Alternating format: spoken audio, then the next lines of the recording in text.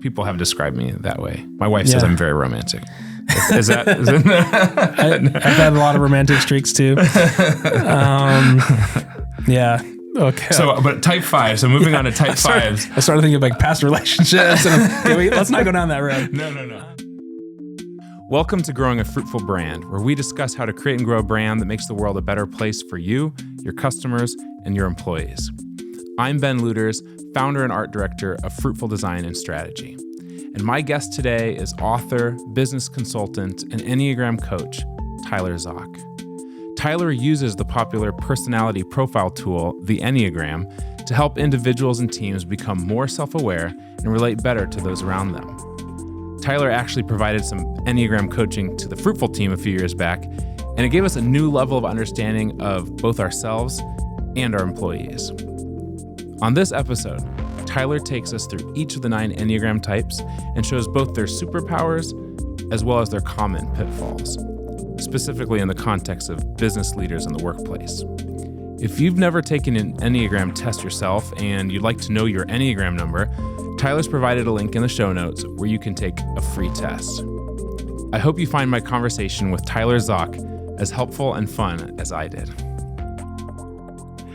Tyler Zock, welcome to Growing a Fruitful Brand. Thanks so much for being with us today. It is an honor to be here. I love your new place. It's just fun being here. Just so proud of you and the business that you've built and the way you've leveraged your skills and abilities. And so, I'm just honored to be here. Well, thanks, and welcome to the world outside of ministry. So for those of you who don't know, Tyler dedicated his life to full-time ministry for many, many years, and just recently is kind of going all in on this, both parenting and helping raising your children, as well as some of this Enneagram coaching. How would you describe it? Yeah, an Enneagram coach, business consultant, author, writing books. So I get to do that full time now. So I'm pretty excited. These, personality profiles and stuff have been around a long time. I remember it was Myers-Briggs was a kind of a big one not too many years ago. I remember when I was a kid, people were being diagnosed as otters and golden retrievers. I don't even know what that one's called. We use one called thinking wavelengths sometimes, and just trying to assess, where people fall on a certain grid. But obviously, Tyler uses the Enneagram, which has become a really popular way of, just knowing what type of a person you are. Mm-hmm. And so today we really want to make this practical for our listeners to, become more self-aware of how do we tick? How do the people around us tick that we work with? And how can we better work with one another? So, yeah, I've used many different personality typing systems and StrengthsFinder and Myers-Briggs and all that. And I found the Enneagram to be the most helpful. I think it's because it's not just describing your behavior, but your motivations. So it's a motivation-based framework of explaining why you do the things that you do. The best way to describe it is that we all wear lenses. Like we all wear a set of glasses, and we only see the world through those lenses. And what we need to do is realize that there's not just one normal way of seeing the world. There's actually 9 normals, or I don't think that there are just 9 personality types in the world, but I think that the Enneagram does a good job of capturing a lot of patterns of behavior and motivations for now that are really helpful. So you get a lot of empathy for others when you can take off of your glasses and put on another person's glasses and be like, oh, that's how you're seeing the world. I think one of the reasons that this is going to be so beneficial to you who are listening is because you can't grow as a business leader without self-awareness. Right.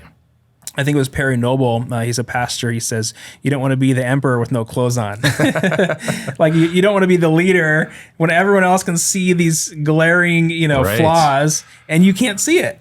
And oftentimes that's the case. That happens all the time. Yeah. I definitely have been the emperor with no clothes on. And I think as a business leader, and I think I'm speaking for many of our listeners, like that's a terrible feeling when you find out that oh man, I have these glaring flaws. I have these things that I just don't see, but everyone else, you feel like you're the last one to the party because you're so focused on getting stuff done or doing something else, and you didn't realize, oh, these things have been holding me back. And if I just had a better optics, maybe it wouldn't be this way.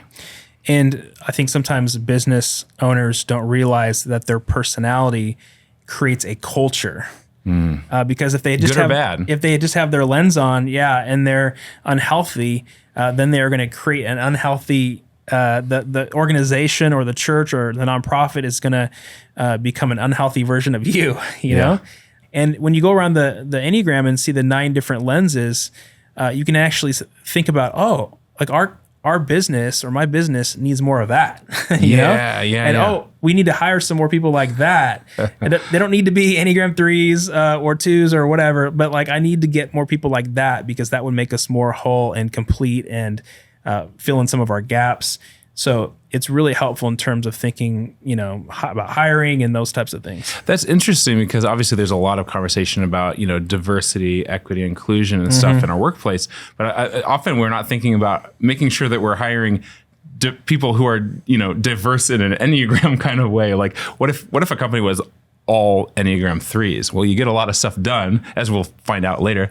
But you'd be really deficient in a lot of areas, Mike Kresnick, who sets up the podcast and does the editing. Hi, Mike. I know you're listening. It may only be you. One listener. One guaranteed listener is Mike Kresnick. But he's a classic Enneagram 1. And he's the guy you want, like, editing your podcasts and stuff. And he's just very like, everything looks nice and neat and clean. And it's great to have him in that role. It's super awesome.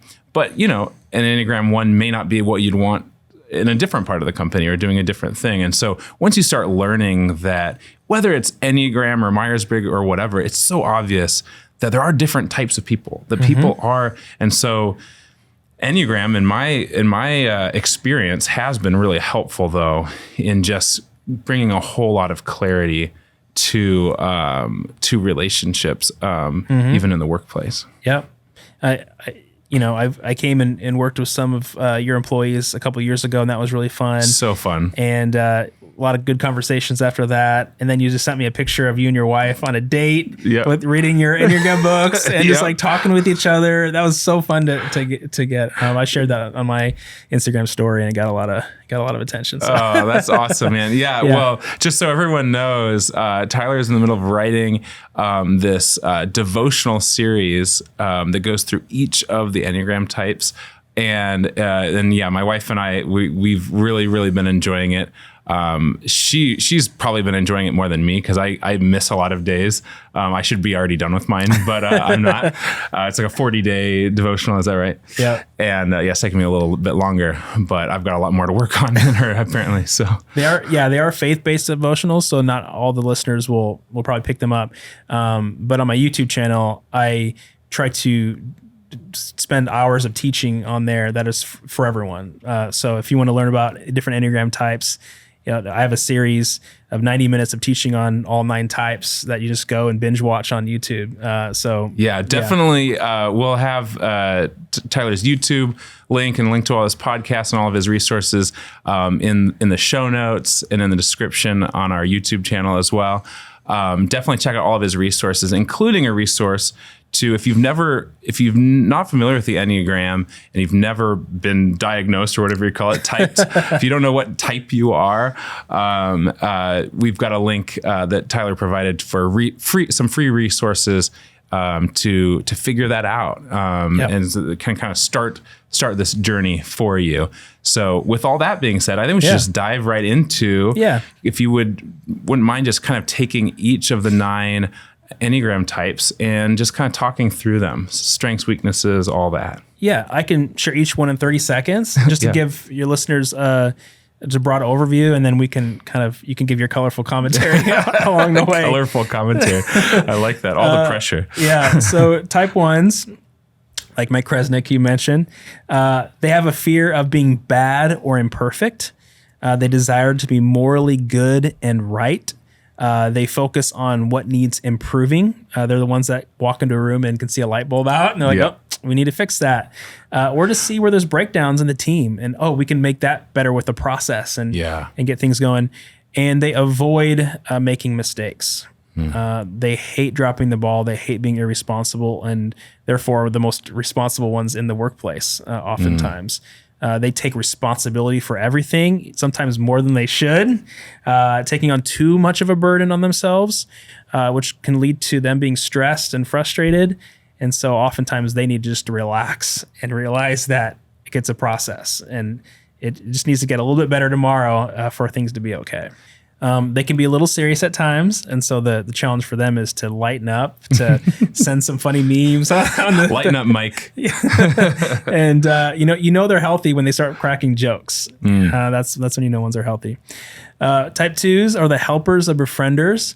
They fear being rejected, relationally rejected, or useless. They desire to be loved and wanted and pursued by others. Their focus is on the needs of others. They're always thinking about, hey, what do you need? Let me get that for you. And they avoid their own needs and desires. So if you ask them, hey, what do you need today? They're like, I don't know, but I know what you need, because they're always attuned to other people's emotions and needs. They're very others, probably the most other-centered on the Enneagram. And so those are the type 2s.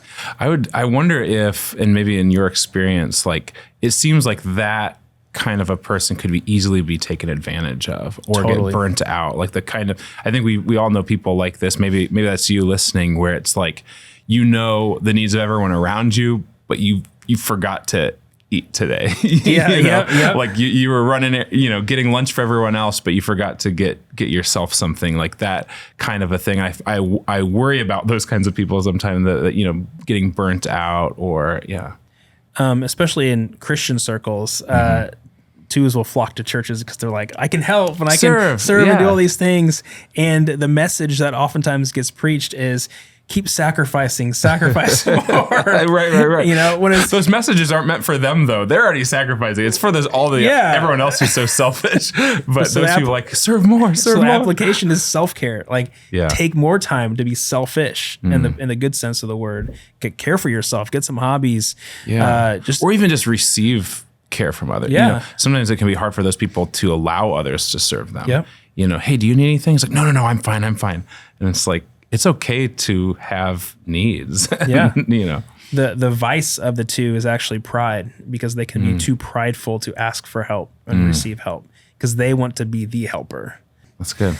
3's the best number, right? 3's the best. I feel like after 3 we could just be done. I mean, this is the pinnacle. This is what you want.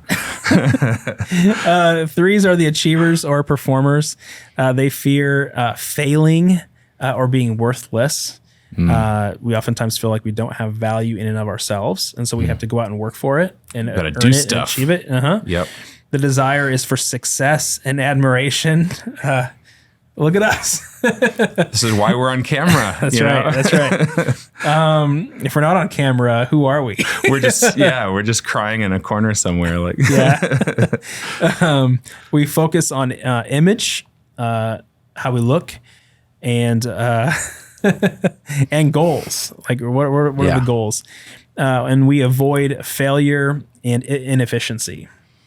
So those are the type 3s. Which one of those stands out? Oh my goodness. There's something that you said in your Enneagram 3 devotional book I've been reading. You're always referring to us as human doings and not human beings, or we are human beings. We need to be okay with just literally just being and being present instead of always thinking about the next thing we have to do. And man, that like has resonated so much with me, because I do struggle just being present and just being there with my kids and just allowing. And I've got a list. I've got things I need to get done. I've got things to achieve.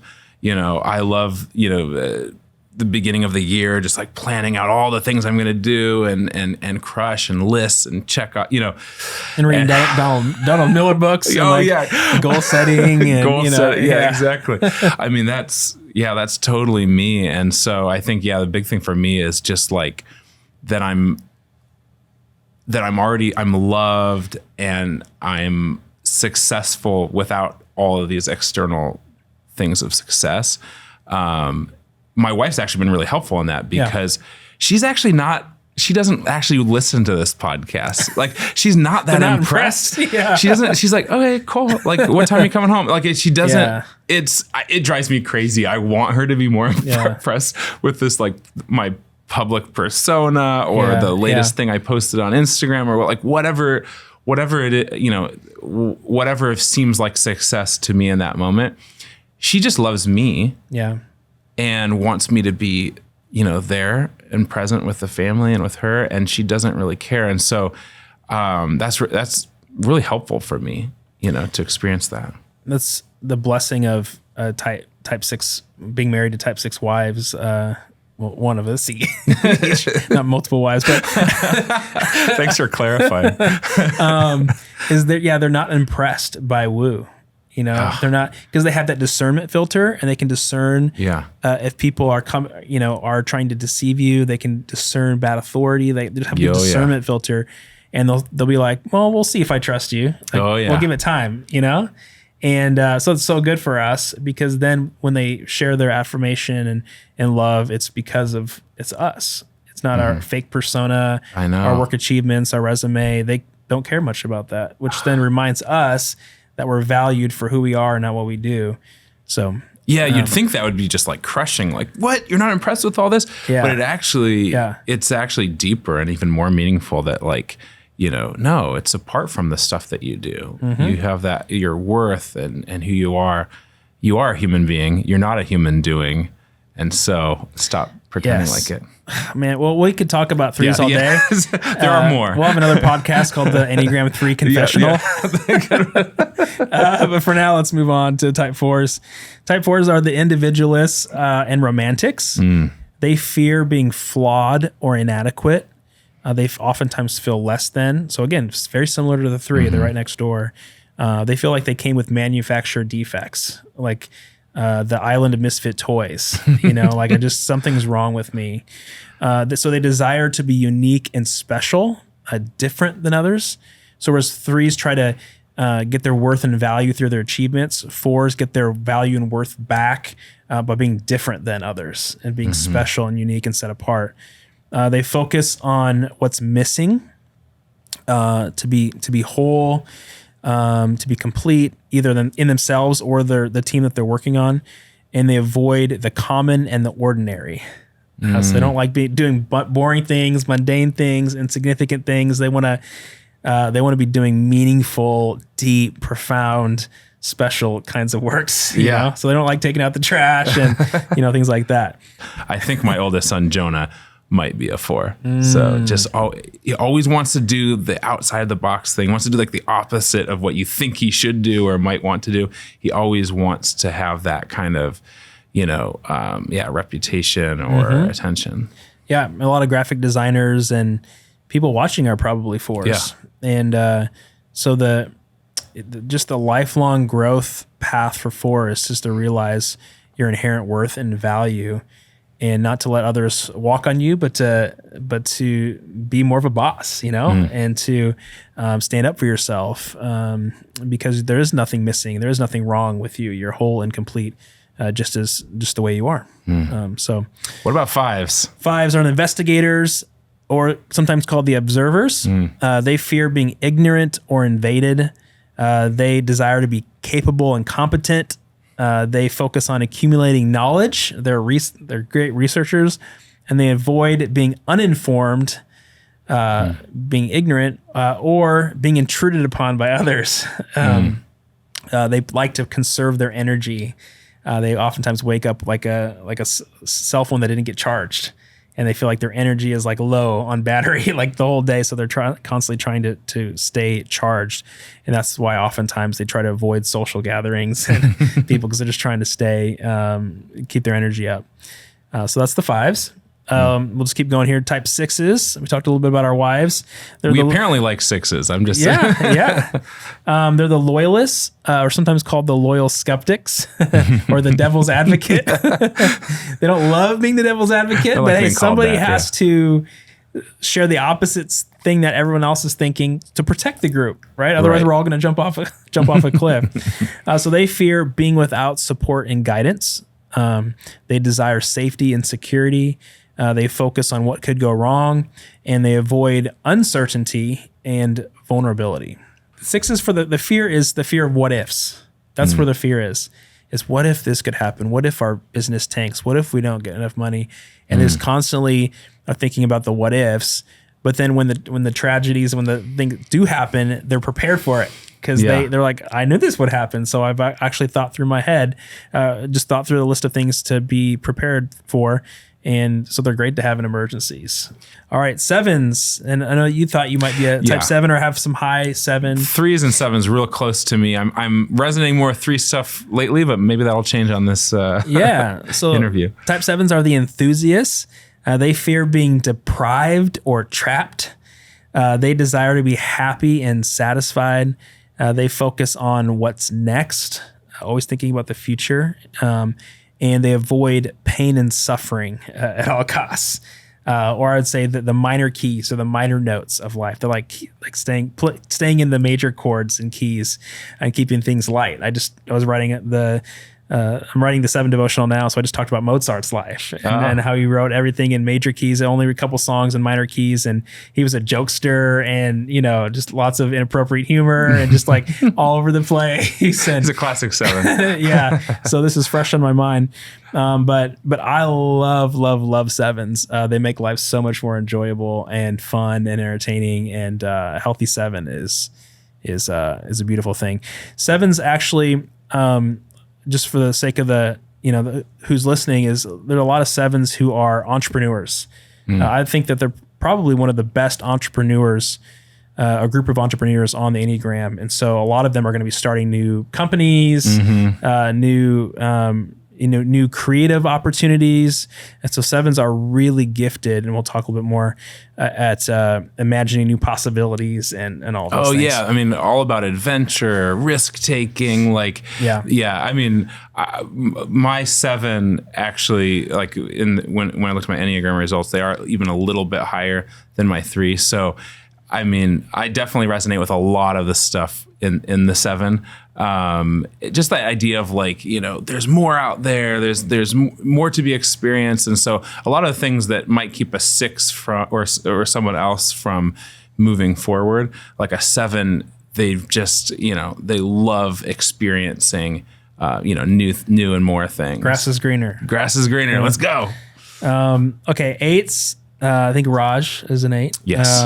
Who's been, your co-host.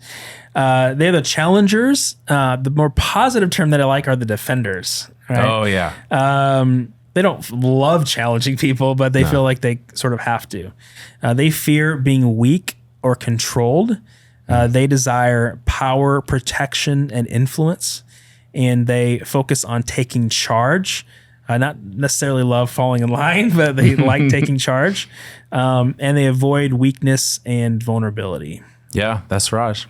I've known a lot of, I find myself drawn to 8s because I feel like they're able to do things and say things that I can't. Yeah. And I tend to, I'm very compatible with them for whatever reason. I know a lot of other people I know, they're not huge fans of 8s. In general, 8s kind of scare them. Yep. They are snowplows that, in Omaha, we get a lot of snowstorms. And when the snow hits, nobody can get out of their garage and go anywhere, but the snowplows come through and push all the snow out, are powerful trucks so that we can get to work and then we can do our jobs better. And that's what 8s do, is they plow everything forward. That's awesome. But when they're unhealthy, they're like drunk snowplows that take pedestrians out. Oh man! So can't wait watch to out. tell Raj about this one. He's never gonna hear the end of it. So watch out for an unhealthy 8. They might take you out. But like I said, healthy 8s are powerful protectors and leaders. Lastly, type 9s are the peacemakers or mediators. They fear being in conflict. They fear having their life disrupted. Their tranquility disrupted. They fear being overlooked by others. Their desire is for peace and harmony. Their focus is on the expectations of others, kind of like 2s. They want to support other people and keep the peace by doing whatever they need to do. And they avoid conflict, like I mentioned, and discomfort. And so again, they want comfortability and peace in their life and their relationships. So those are the type 9s. And so, yeah, we made it through. We made it through. For a lot of our listeners, they're business leaders, right? And like we said at the beginning of the show, super helpful for them to better know themselves, better know the people that they're trying to lead. So I was wondering if we could go kind of back through it a little more slowly and just kind of talk about what are some of the, their superpowers or their blind spots or, some tips that could help them lead better. Yeah. I'll do an abbreviated version of like what I did with your group a couple of years ago when we had a couple hours to talk about it. Yeah. But now this is the abbreviated version, and I think it's going to be helpful. And even if you don't know your Enneagram type, you're going to find yourself resonating with some of these and being like, oh, okay, that's something that I can work on. So awesome. So for type 1s, their working superpower is that they can spot mistakes quickly and improve things. Again, they are good at processes. They're very process oriented. They ask a lot of questions to problem solve. It can drive us crazy sometimes because we just want to get things done. And they're like, well, I have this question, I have this question and this question. What about this? And I don't know, we need a little more integrity here. Like we're cutting some corners here. So again, they're always thinking about integrity and improving things. And they're, again, processes and policies and all those types of things are helpful. Their blind spot is that they often think they know the right way to do things, and can become critical of others when they make little mistakes. And so they just need to know that sometimes they might be wrong, they might not always be right. And to watch out for being condescending, because again, when you think that your right way of doing things is the best way, it can come off a little condescending to your employees. The conflict triggers, here are the things that you need to watch out for that might make you mad or angry in your business. When the clients or employees start bending the rules, because the ones are all about the rules. Ones will never park in a handicapped spot.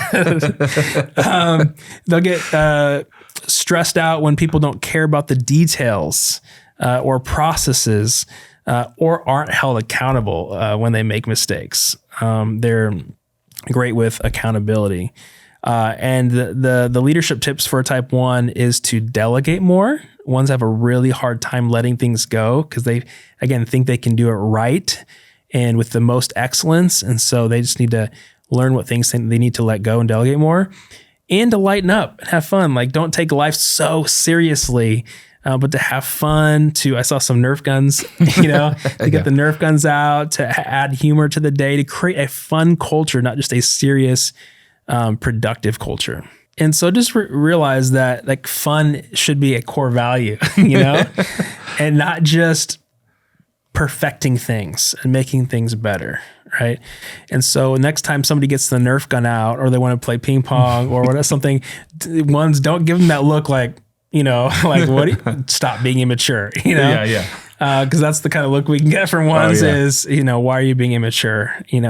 Ones oftentimes feel like they're the only adult in the room with a bunch of kids. And so just relax and have fun and see that as a value, not just on what you produce. So. All right. How about the 2? What 2s, the helpers befrienders. Their working superpower is serving others, sacrificing for others, and showing empathy. They're usually the first to cry with you when you're going through something painful. A lot of chaplains are 2s. Their blind spot is that they can be demanding at telling you how they can help you. That's part of the pride. They see your needs more than you see your needs. Yeah. And they're like, no, this is really how you could be helped right now. Yeah. Some people like to think that like Jesus was a 2, like just a helper and just befriender. And so oftentimes 2s are like, yeah, I'm such a good helper. I'm thinking about others all the time, but they don't realize that they're always crossing boundaries. There's a fine line between helping and like smothering or overstepping boundaries. Yeah. Unhealthy 2s can be smothering in relationships or in the workplace. Their conflict triggers are when other people are only thinking about themselves and being selfish, because the 2s are very selfless. They get stressed when others don't show appreciation because they crave appreciation, and when other people don't reciprocate their help. When they're all helping everybody and like, I've done this for you. I made the casserole for you. I picked up that project for you, but you didn't do a casserole thing. So Midwestern. I love that. Well, you can tell I'm still thinking in my church lens. Yeah. That's right. I gotta shift my mindset. He hasn't been on a full-time ministry for that long. But hey, Bruno Mars, Yeah. I catch a grenade for you, but you wouldn't do the same. So that kind of mentality. For twos, the leadership tips are to learn to say no more. Right? People get used to you helping, and so they're going to ask you for a million things. Learn to say no more. And practice self-care to take more time for yourself. Do a hobby that doesn't help anyone but yourself. And in that way, you'll bring a more healthy you to the workplace and the business. And if you take care of yourself more, I know it's counterintuitive, but take care of yourself more, be more selfish, and you actually bring a better self to work. That's a great word. Yeah. Type 3s, again, best number. The working superpower is getting crap done and looking good doing it. Amen. Am I right? Getting crap done and looking good doing it. The villains in my life are those who make me look bad, but the heroes are those who make me look good. And so just with all the setup that you have and this amazing color grading, video editing, it's like, you're my heroes, but if my wife makes me late to somewhere, she becomes a villain. So we need to watch out for that. But we love efficiency. We usually communicate in bullet points. We don't like fluff. We don't waste people's time. That's why 3s are helpful. The blind spot is that we can wear a performing mask to get people to admire us and not let others see the real us. So true. True. It's sad that we have this Instagram filter that we carry around with us, that even in conflict, like in the business place, even when we're having conflict with our employees, we'll be filtering through things in terms of, okay, how even before I respond to this person who's mad at me or the employee, I'm like, okay, how can I run this through a filter to make myself look better in conflict? Oh, yeah. So even in conflict, we're still thinking about image and how we look. And so we just have this Instagram filter we carry with us everywhere. Yeah. And it's a mask. And we are always doing what other people we think want or need from us rather than being our authentic selves. Going back to that idea that no, people want the real us because they value us for who we are. And so we need to take off that mask and be our authentic selves. That's so good. It's no wonder that, I'm in the world of branding and stuff like that. Like, I care so much about how things look, and perception is reality and all that. But I think the big challenge for me is not to project, a visual, look that is different than how I really am, but to be authentic, to have, who my company is match, how it looks and stuff like that. And so I'm always having to check myself, especially now that I'm reading this silly devotional that Tyler wrote. But it's constantly really making me, question my motives and why I'm doing things and what do I really care about. And that's good. So interesting. Our conflict triggers are when others are unproductive, wasting time, when others interrupt our work, and when others don't recognize our achievements. And I'm so glad you said that. I apologize for any of my designers or anyone I've worked with, really, when it's like I'm in the zone and they like interrupt my flow state or whatever. And that's like my life now. And it's just the way it has to be. Cause like, that's kind of, I have to be more of a helper right now but it is it's a jarring experience to be like taken out of that by someone's interruption, especially if I don't think it's, that important of an interruption. It's like, that couldn't have waited. Exactly. And that's one of the tips for us I didn't even have written down here, is to budget interruption time into our schedule. Wow. So to budget 75% of our time with our projects, but to budget 25% for interruptions. Wow. And because that's just natural part of life. People aren't machines like us that are like robots, like get stuff done. People are like, they have feelings and thoughts about all kinds of things, and they have personal lives, and it's all part of being a human. And so we need to make more space for being human. I love that idea because you're harnessing your strength. The strength of the 3 is like, everything needs to be, planned and achieved and goal. It's like, okay, let's plan for things to be human. Let's plan for things to not go as planned. Yeah. And then maybe we'll be able to receive it a little better. Exactly. Like, has this ever gone 100% this way? How about we adjust our expectations and not be so pissed off all the time? I call that 3 hostility. When we get interrupted. And ones need to budget more for mistakes, just like we need to budget more for interruptions. Ones need to budget more for mistakes. The leadership tip for us is to slow down. I know it seems counterintuitive when you're a business leader, to slow down so that people can get our best selves, not our machine robot selves. Yeah. To practice rest and to not look to work for our identity. Oh man. Because if we're looking, even though we're business leaders and we're asking people to look at our achievements and what we're doing, like, it's going to go badly for us, because if our achievements or work are another limb coming off of our body and someone attacks our work or criticizes what we're doing, then they're going to see the 3 hostility, and they're going to see the negative side of us, the inhuman side of us. And again, we're not going to be giving our employees and our work our best selves. So, all right, type 4s. Let's do it. Type 4s. Individualists, romantics, their working superpower is they have a depth and creativity to them that inspires others to find meaning in life and in their work, and wholeness in their life and in their work. Again, they could be artists. They could be bringing meaning through art. They could be therapists, bringing wholeness to people through counseling. So there's a lot of different types of 4s. The blind spot, though, for them is that they can be self-absorbed, focusing too much on themselves and them being special and unique, focusing too much on their problems and their suffering.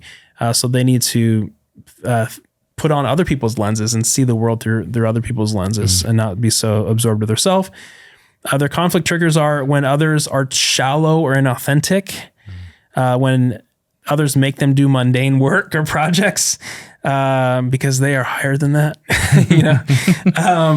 or when other people view them as overly sensitive. Again, they're great empathizers for people who are suffering and marginalized and down and out. And so we'll oftentimes fight for those people, step up for those people like 6s and 8s do. And oftentimes people will be like, why are you so sensitive? Or, and give them a hard time for that. But it's just one of their gifts. And then the leadership tips for 4s are to create routines that help them stay productive and do the boring stuff rather than getting lost in their imagination and their creativity. And to seek to be useful, not special. So think about, okay, people don't need me to be special and unique here. Like, they just need me to get stuff done. So I got to create some routines to focus myself on doing tasks and doing the things that are expected of me here at the workplace, rather than being too creative and too special. And you know what I'm saying? Yeah, oh, absolutely. Type 5s are the investigators or observers, like we said, and their working superpower is an analytical power that drives them to research everything in depth and know how all the systems fit together. Brilliant minds. Their blind spot, though, is that they can be arrogant. They can be the know-it-alls. Like, oh, you didn't know that? I think of a brother that's a 5. He hasn't been diagnosed, but I'm pretty sure. Yeah, because they care about competence, they can become uber competent and make others feel less competent when they're unhealthy. Their conflict trigger is when someone asks them to do something last minute. Okay, because they plan out their schedule. They are always conserving their energy. And so when you barge in, it feels like an invasion that they're not going to be able to deal with or handle. So ask them for things in advance if you're leading a 5 or have a 5 on your team. They also don't like it when people intrude on their privacy. Not necessarily always introverted, but just like, they're not going to just give information away that they don't have to. Exactly. Here's some leadership tips for them. Stop strategizing and start acting. 5s oftentimes feel like they have to have it all figured out and research 5 more websites in order to move ahead with the goals for the company. But listen, like done is better than perfect, right? The Lean Startup book is really helpful in terms of that. Like 1.0, like get the 1.0 off the ground and get it going and tweaking it as you go along. You don't need to have everything perfect and planned out and the whole binder, ready just before you launch something. And then the second thing is focus on being present with the team more than isolated. So just realize that your presence matters. Again, that we're a business and a workplace that's relational and not just getting things done. That's what it means to be human. And so to come out and have more conversations and to budget for more people time, to realize that that's actually going to create a healthier culture to be a part of. All right, so type 6s. Type 6s, our wives. The loyalist. Their working superpower is to solve organizational problems and protect the team through risk analysis. They are great at risk analysis, again, to protect the team, not because they're pessimists, but because they're protectors, and will help the company not to spend all their money in a year, or to go off the deep end and not focus on those weaknesses and threats on the SWOT analysis, right? They're great protectors and prepare for everything that comes a business's way. Their blind spot, though, is complaining, not our wives. No, not them. Not our wives. Other 6s. Other 6s. But they can complain and catastrophize. Like, oh, the world, everything's going wrong in this business. And, it's not like it used to be. And, we're running out of cash and we're going to, this will be a train wreck. And, they can catastrophize when they're focusing on only what could go wrong. And so 6s, you just need to remember that if you do too much problem seeking rather than problem solving, that's going to produce anxiety and put anxiety out into the workplace, and other people are going to get fearful, and it does affect the workplace. Yeah. And so you need to remain cautiously optimistic. Like stay cautious, right, but be cautiously optimistic. That's good. So the conflict triggers for a 6 are when others dismiss their doubts or concerns. Like when out of a heart of protecting the team, you come and say, hey, this could go wrong. And other people are like, don't worry. Like, don't worry about it. Like they don't like when they just get dismissed. A couple leadership tips for 6s are to learn to manage your anxiety, manage the catastrophizing and the complaining, right? To have a response that's proportional to the problem, or at least to find evidence for what you're worried about. Because oftentimes 6s, like we said, are worried about the what ifs. Like, what if this happens? What if this happens? And they get over worried about things that 90% aren't going to happen. And so what they need to do is actually think about, is there evidence that this could go wrong? And if not, I need to not worry about it and not cause other people to worry about it. And then along with that is to practice best case scenario thinking. And so instead of just thinking about all the worst case scenarios, practice best case scenario thinking. So if you're leading a business, what are all the things that could go right this year?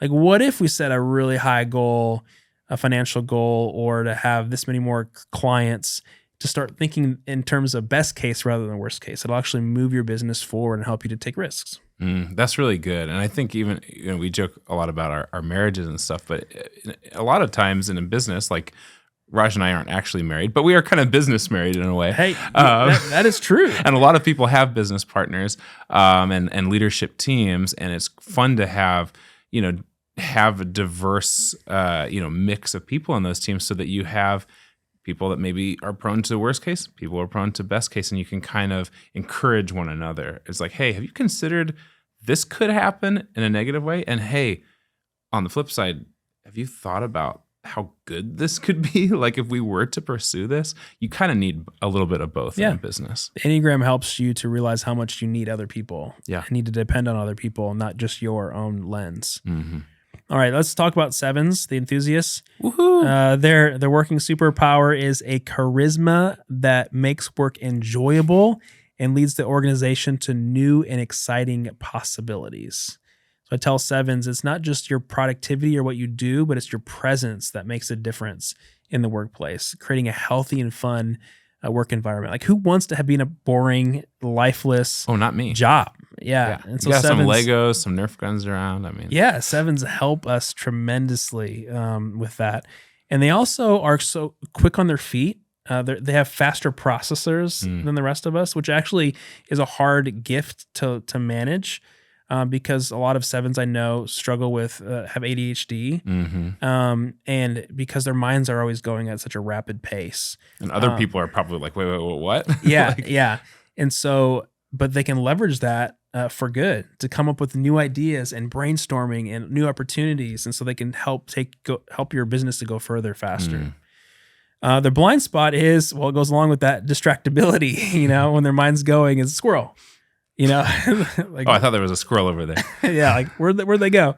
And they oftentimes go too fast, chasing new ideas and exhaust the people that they're leading, which includes their family.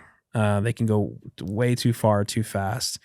And so for them, they need to slow down their pace. That's one of the leadership tips, is to talk 50% less, talk 50% slower so that people can catch up with you, and just move at a slower pace in life to allow other people not to get exhausted behind you. Their conflict triggers are when others don't value fun in the workplace, when others give them like serious looks and make them feel like kids. Like, why did you get out the Nerf guns? Like type 1s. We got work to do. Yeah. When others don't let them bend the rules, the work policies on vacation vacation time and all that, they love to bend the rules because, again, they don't like feeling trapped. And they don't like when other people shoot down their ideas too quickly. When they share an idea with you, rather than rolling your eyes like, oh, this is another idea, get enthusiastic. Be like, wow, that's another great idea, because chances are they're not going to run with it the next day. Yeah. Like that, we'll have another idea. So rather than being a Debbie Downer and shooting down their ideas too quickly, just be enthusiastic, stay lighthearted with them, and just let them move along. So if you're a 7, make sure, like we said, to slow down your pace, and also follow through on your commitments through the honeymoon phase. Don't have that grass is greener mentality where you have to switch to a new job, new career, new relationship, just always bouncing around, but stick with those commitments through the honeymoon phase. And then if you're a 7, you probably are a serial entrepreneur and like starting new things. That's okay. And so when you get to that place where when you followed through and got everything up to speed, then you can hand your business off to a type 3 like us and get stuff done. And you can go start a new thing, a new creative venture. So yeah. All right. Just a couple left. So all right. Type 8s. Remember, Raj is an 8. That's right. And when I see this working superpower, I think of Raj. Decisive leadership that gets momentum going and empowers people to take action. Yeah. And helps the team to climb mountains they didn't even know they could climb. That's Raj. Yeah.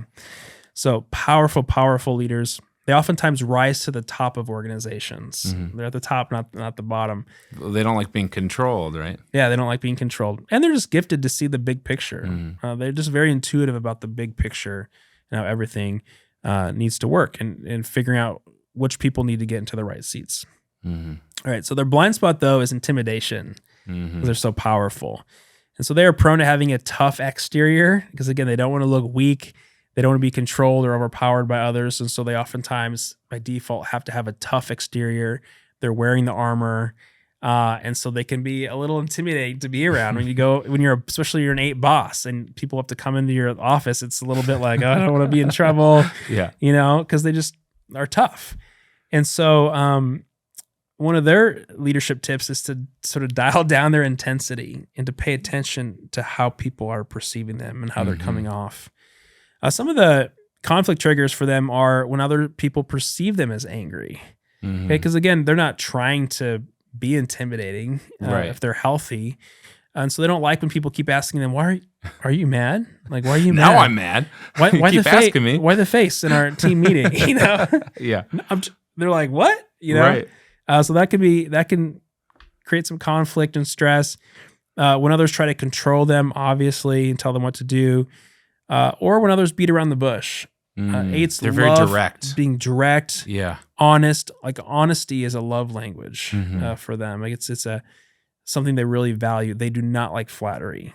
Flattery feels like you're controlling them. Well, and I feel like when it comes to that direct, decisive language, they're good at dishing it out and receiving it. In my experience, I mean, at least with my business partner Raj, like one of the things I really appreciate about him is he's able to receive it well. And sometimes for a lot of other people in the Enneagram, in different parts of the Enneagram, just having such decisive language about something may feel like they're angry or have a hard exterior, where it's just like they just speak a little bit more definitively. Like things sound a little less open and just seem more like solid and closed, And yet what I found is, at least in my business relationship with Raj, like I can, now that I know him well and I know how he works, like I'm able to challenge some of those things, and I'm surprised how well he can actually take it. It's just the way that he is, Yeah, I love the decisiveness.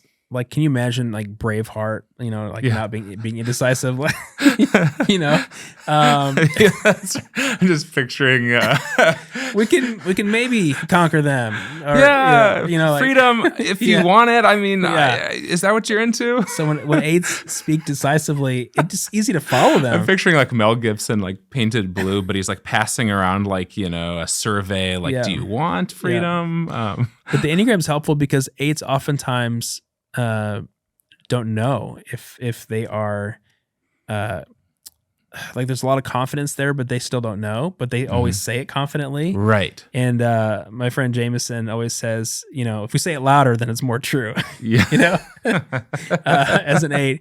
And so there's some insecurity there. Like, so rather than backing down from an eight, like when Raj or another eight says something boldly, if you disagree with them, they love when you stand up for yourself. Yeah. They love when you disagree because it's like a wrestling with them. Yeah. That's like their love language, is like wrestling and working through things. And that shuts down most people. But like when you learn that like that the eights in your life, whoever it may be, like they like that, and that actually you win respect points from them when you engage in that, like it can really change your relationship. They don't like boring or slow. No. And conflict, they don't love conflict, but that exchange of ideas and being real with another, that's energetic. That's fun. That's life. You're getting stuff done to them. Yeah. It's movement. Yeah.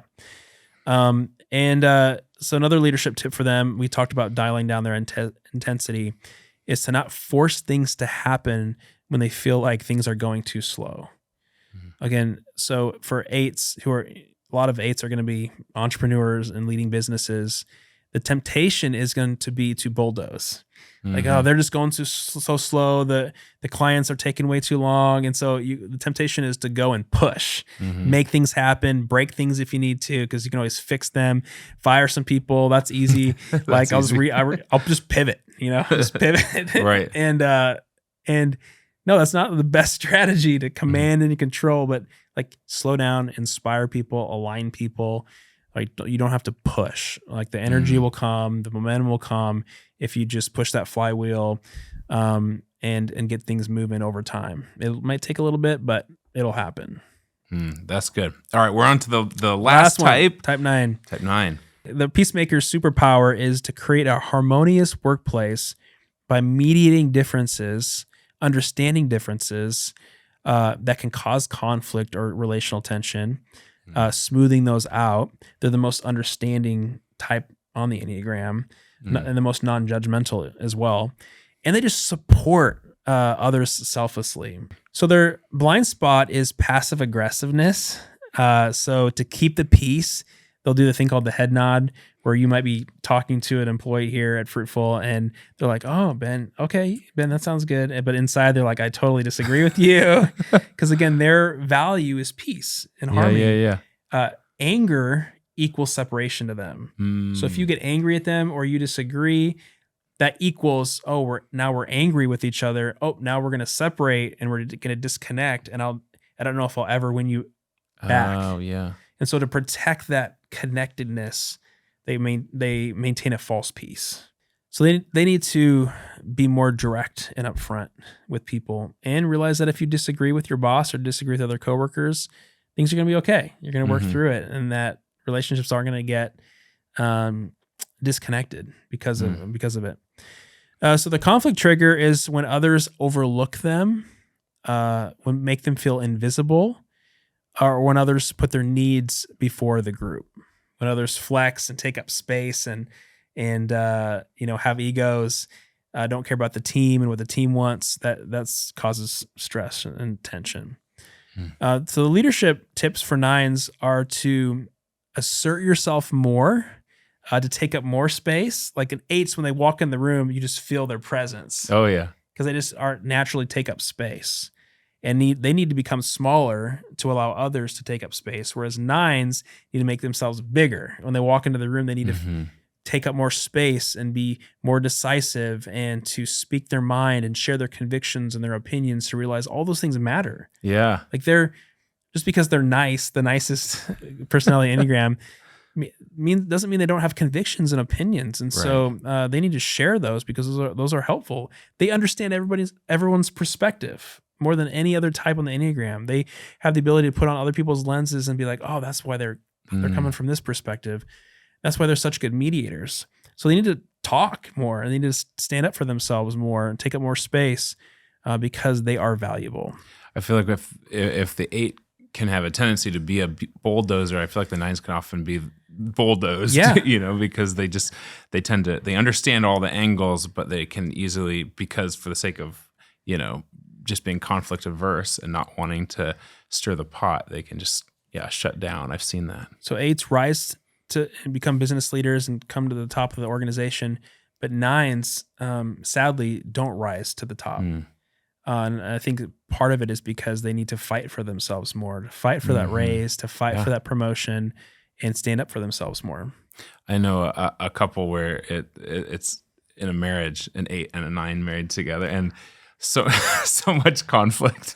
But they're so complementary to each other as well. Yeah, when they're healthy. Yeah. The 9s love the 8 energy. The 8 loves that the 9 is peaceful and can slow them down and have more of a tranquil, slow down life. And so they're it's a common marriage. Is it? It's 8 and 9s. Yep.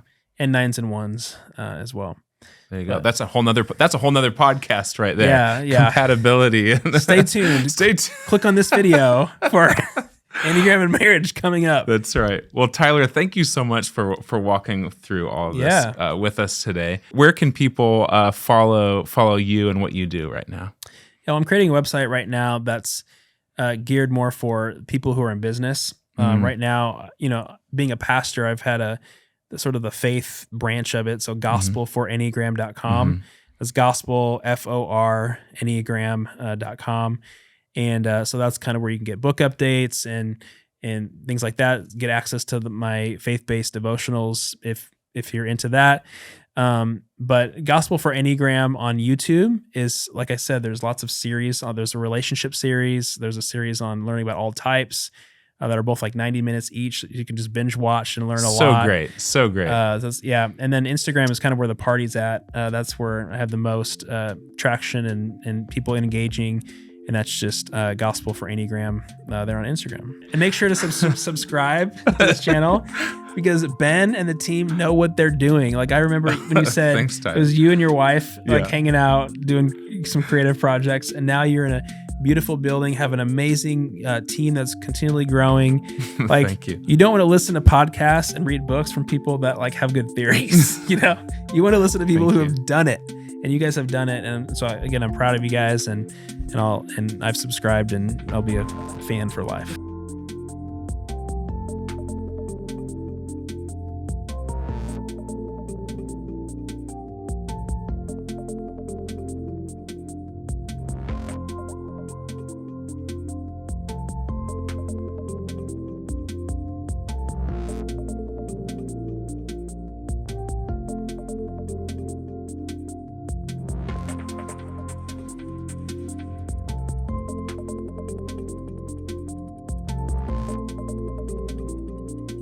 Here's a guy who's really done it as well.